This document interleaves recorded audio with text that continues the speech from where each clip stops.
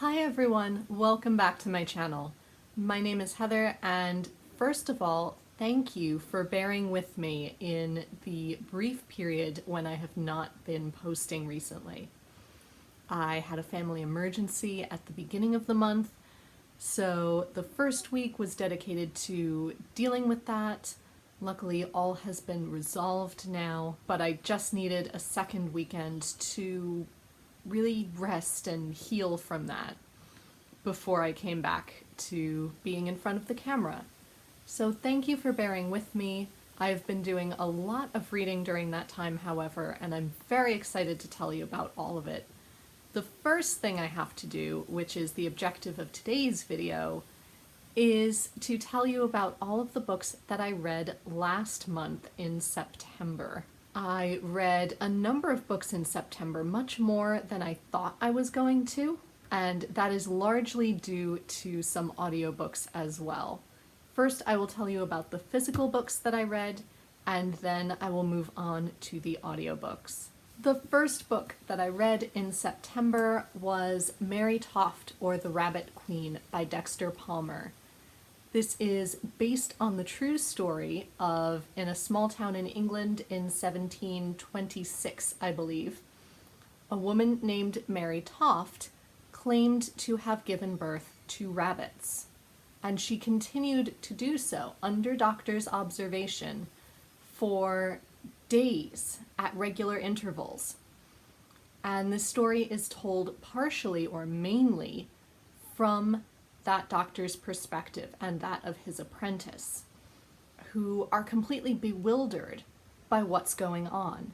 And so they call in other doctors from larger towns for a second opinion. And suddenly Mary Toft's reputation grows and grows, and it spirals out of control. I wasn't sure how I was going to feel about this, especially at the beginning. The book took a few strange turns that I didn't entirely expect, but I loved the fact that occasionally you get to hear from Mary herself, and those are the most powerful moments. And there's a moment that I desperately want to talk about towards the end, but I feel like that would give some sort of spoiler. But the ultimate point of that meeting of these two characters, the upshot of that meeting is that women's bodies hold this kind of mystique, especially in the 18th century, because doctors didn't necessarily understand how they worked. And thus they can come to symbolize so much for so many people and become this pawn, this stepping stone, this battleground for people who want to gain higher social status or a higher political advantage. And that was certainly true in the 18th century, but it struck me how much of that still rings true today and how many of those questions we are still facing as a society. And that was what I loved most about this book. My apologies if you hear the odd squeaking hinge. It is a very windy day here, so screen doors are blowing and I can't do anything about it. The next book I read was Mariana by Susanna Kearsley. This is the second Susanna Kearsley book that I have read, and I very much enjoyed it, although admittedly not as much as The Winter Sea. This is the story of Julia Beckett, who ever since she was a girl has kept running into the same house, and the house has been calling to her, drawing her in, and so when she is an adult, she is able to buy this house. It's an old 18th century manor house, and she moves in, she loves it, but she starts having these strange experiences where she slips into the consciousness of Mariana, who lived in that house before Julia in the 17th century. The 17th century, because it's around the Restoration. I can't remember if Charles II has been restored yet. And honestly, I really enjoyed Mariana's story, and traditionally in Susanna Kearsley novels, the main character will have a love story that runs parallel to their historical counterparts. I didn't love Julia's love story as much. It kind of came out of nowhere. I would have chosen the person she went for, but it wasn't necessarily set up that way until the very end. So overall, I enjoyed it. I would recommend it, but I don't think it was quite as well done as The Winter Sea. Then, because the first month of going back to teaching is always stressful, I wanted to read something quick and light and easy some nights. So I started reading the Worst Witch series by Jill Murphy. Since she passed recently, I finally buckled down and purchased the series so that I could read them, like I have been meaning to do for years. In fact, I read the first 4 in this series, which are The Worst Witch, The Worst Witch Strikes Again, A Bad Spell for the Worst Witch, and The Worst Witch All at Sea. These are the stories of Mildred Hubble, who is the worst witch in Miss Cackle's academy. And she doesn't mean to get in trouble all the time, and she isn't stupid. But no matter how hard she tries, things just never turn out the way she intends them to. But she always manages to fall on her feet at the end. These are very sweet books. Admittedly, I didn't really like the first 2. I found these 2 were a bit simplistic for my taste. But the second 2 got much better. The plots were much more intricate and interesting, and they were a little bit longer, so they could have a little bit more depth to them. And I'm very much looking forward to finishing the series. I also read Titus Andronicus, which was my classic and my Shakespeare play for the month.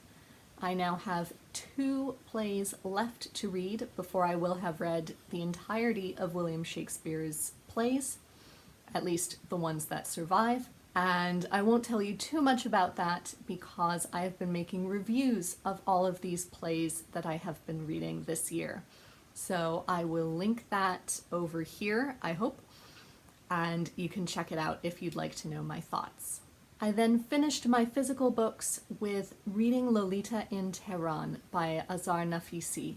And honestly, I didn't love this memoir, which was a real shame because I was really looking forward to it. This is Azar Nafisi's memoir as a former professor of English literature from Iran, and how after she is eased out of her position at the university because it is considered unseemly for women to teach anymore under the Islamic Republic, she forms a book group with some of her closest students, and they gather in her home to read classic works, and how those works and their themes still relate to their lives and the things they discover about themselves in addition to the books. This memoir is divided into 4 sections, and each section is an author that the group reads. So the first section was Nabokov, the second section was Fitzgerald, F. Scott Fitzgerald, the third section was for Henry James, and the last section for Jane Austen. I was struggling through the Nabokov section when it suddenly occurred to me, I've never read any Nabokov. So all of the parallels that Nafisi is drawing and all of the description that she is giving of his plots and the literary techniques that he uses to create this effect or that effect mean nothing to me because I have not read any of these pieces. And quite honestly, I don't really want to.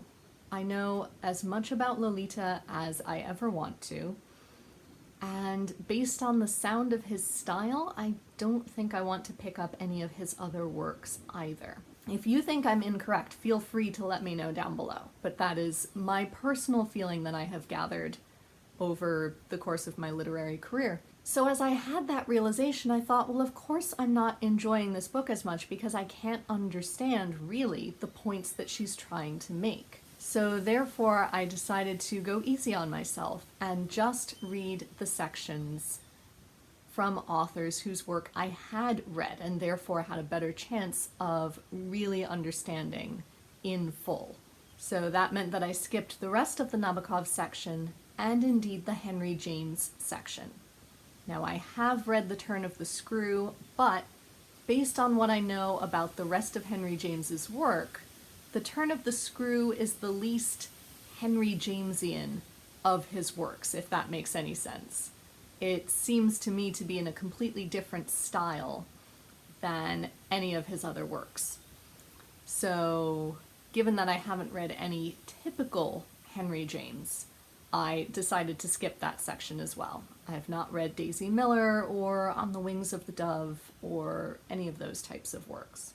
So even just by reading the Fitzgerald and Austen sections, I enjoyed it a bit more, but it still didn't grab me the way that I hoped that it would. And I think that is also due to the fact that I have already come to the realization of how powerful literature can be in terms of its effect on someone's personal life, or how transformative its ideas can be, how radical the act of reading can be in the face of very strict and semi, if not totally, totalitarian regimes like the Islamic Republic. So those moments where her students had those realizations, or where Nafisi herself was trying to get that point across to you, the reader, weren't as impactful for me. Because I'm sitting there going, yes, we know this already. I think if I had read it in high school, as my friend did for one of her high school classes, it would have been far more impactful. So overall, it is a good book, it is a well-written book, it is an interesting premise, but it just wasn't right for me in the end. Finally, I read 3 more audiobooks in September, which were 3 more of the Rumple BBC Radio dramatizations, which were Rumple on Trial and Other Stories, The Way Through the Woods and Other Stories, and The Golden Thread and Other Stories. And these are collections where Julian Rind-Tutt is now playing Rumple in his middle years, I would say, and all of his adventures both in and out of the Old Bailey court. And I enjoyed some of these stories as well. The plotline involving Rumple's marriage resurfaced, which I still did not entirely enjoy, and I think is very different from the television series that I grew up hearing my parents watch, but they did ultimately seem to resolve that at the end of the final story in this section of the series, and I loved the way they did it as well. They brought in older Rumple as well, as younger Rumple is debating what choice to make in this situation. And so therefore it foreshadows the fact that Sir Timothy West will be coming on next to play Rumple in his older years. And that touch I really enjoyed. But they do seem to have wrapped up that storyline that I didn't enjoy as much, so I'm hoping it does not resurface in the future stories, which I'm looking forward to listening to soon. In case you're new here, the Rumple stories focus around Horace Rumple, who is a lawyer at the Old Bailey Court in London, who specializes in defense and is very snarky, but loves poetry and wine and always has brilliant insights into his clients and their lives. So there you have it. Those are all the books that I read in September.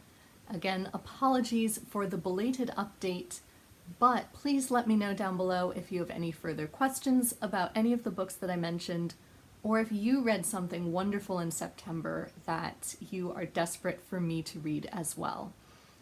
Until next time, be safe, be well, and happy reading. Bye everyone.